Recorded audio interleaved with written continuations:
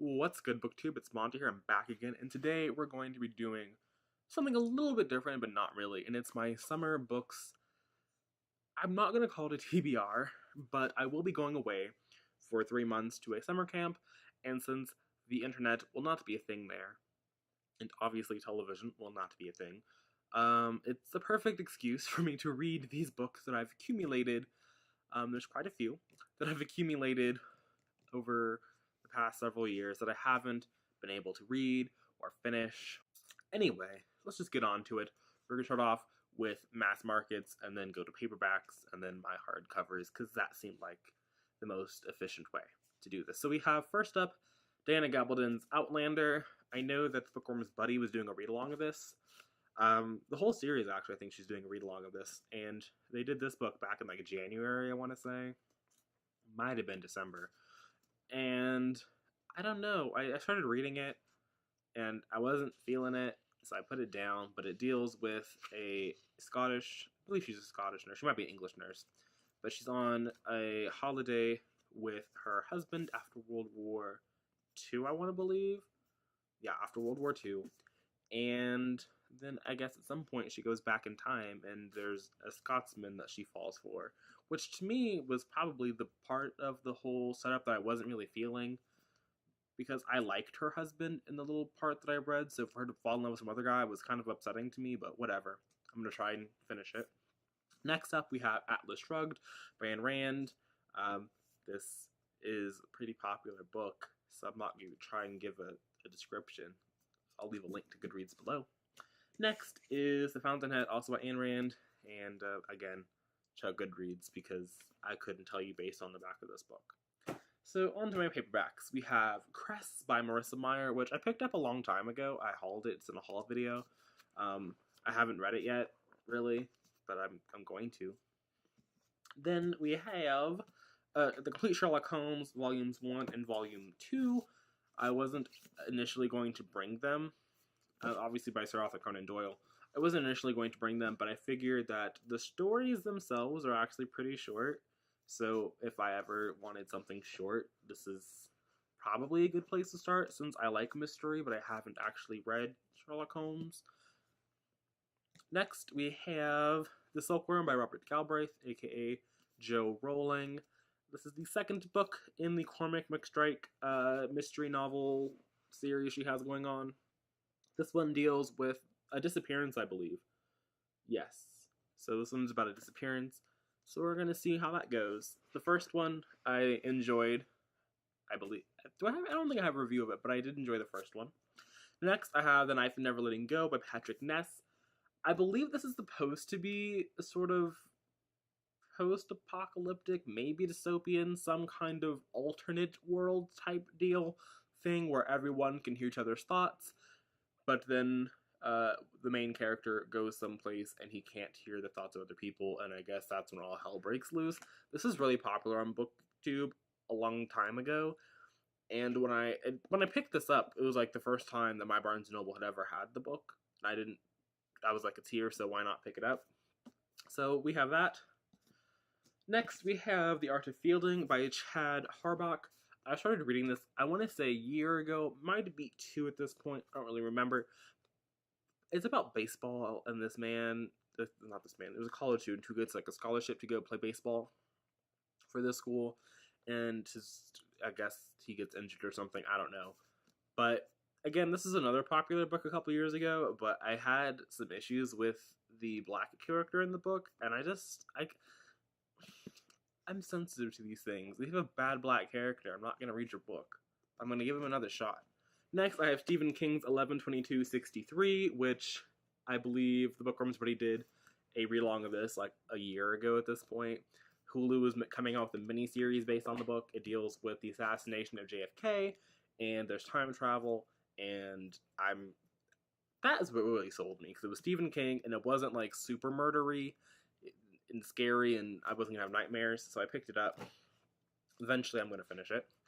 Next, I have The Secret History by Donna Tartt, and this deals with, I believe, a murder in an upstate, I want to say New Hampshire, or it might just be New England.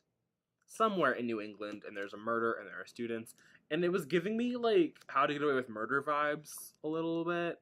I don't know, just like the premise of it. But yeah, so I'm gonna read that and see how it goes. Next, we have Outsiders by Tammy Farabee. She actually sent this to me almost a year ago at this point. I won a giveaway, and she sent it to me, and this also has a black protagonist. I also wasn't a huge fan of it, sad to say, but I didn't get all that far into it. I got like 30 pages in. So I'm going to try and give this another shot. It was self-published, and it was sent to me for review, so I should probably review it. And this is the first in a series, I believe. I don't know how many books there are going to be, so feel free to hit up Tammy over on her YouTube channel about that. And of course, all the books just fell. We'll live. Next is 1Q84, which is a staple on this channel because it's taken me several years to read at this point. I have finally finished book 2 of this because it's separated into like 3 parts. So I'm almost done. I don't have a lot left to go, actually. But it's just taking a long time. The writing is amazing. It's beautiful. At this point, I really can't recommend it enough. Oh, as for like a summary, it's sort of an alternate reality thing happening. It's weird to explain, but it's really good, so just pick it up. Pick it up.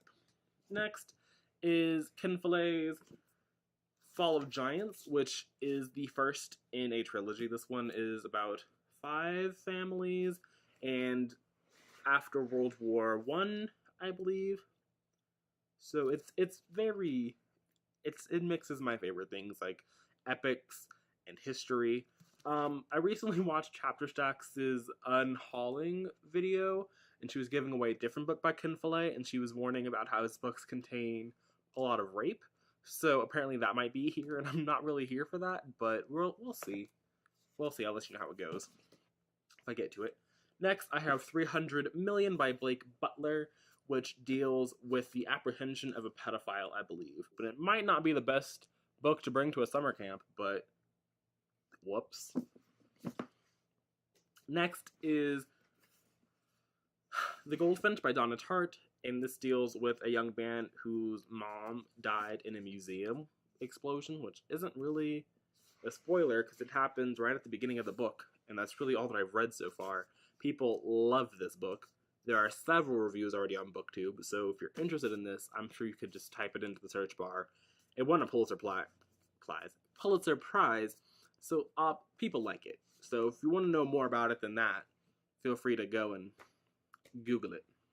Next, I have David Foster Wallace's Infinite Jest, which is the second book by David Foster Wallace that I've purchased, and this deals with a person in a halfway house or something. I'm not entirely sure. I just bought it purely because it was written by David Foster Wallace, and I like his memoir so much. Moving on to the hardcover books I'll bring with me. At first, we have Marisha Pessel's Night Film, which is another detective-style novel that was popular on BookTube a while ago, so I'm sure you could find reviews of that on the BookTubes. Next, I have Sophie's Choice by William Styron. I don't know. This is a movie, obviously, a long time ago at this point, several decades back. But, yeah, it deals with a woman named Sophie and her 2 love interests, I suppose. I'm not entirely sure why I bought this book, but I did, and I haven't read it, so I figured now would be a good time to bring it in case I want to read it. I don't really know much beyond that. Next, I have Dissent in the Supreme Court, its role in the court's history and the nation's constitutional dialogue by Melvin I. Urofsky. This is a non-fiction book, obviously, all about the dissenting opinions in famous Supreme Court cases. This book has been through a lot. It's really sad. This is like one of the few books I've actually written in, but I love it a lot. I'm a huge fan of the Supreme Court. Definitely recommend this book. It's very good. Next, I have The Pale King, again by David Foster Wallace. This is a memoir. I thought it was actually a novel when I picked it up, but it's a memoir based on his time when he worked for the IRS. The writing is amazing. I love it. There are asides, I would call them, where David speaks directly to the reader, and that's really interesting. This is actually the book that David was working on before he tragically passed away, and so this is what his editors and his agent came up with. And so I really enjoy it. That's why I picked up this book over here, Infinite Jest, which is a novel of his, because his writing in this is just amazing. So I'm really looking forward to finishing this and hopefully starting this. Next, I have Les Miserables by Victor Hugo, aka The Brick. I've never watched Les Mis, the movies, the musical movies, the stage adaptation, but for some reason I've always wanted to, and so I'm going to try and read this. The words on this, in this book, are so tiny. That's what really kills me. It's like not even that long of a book.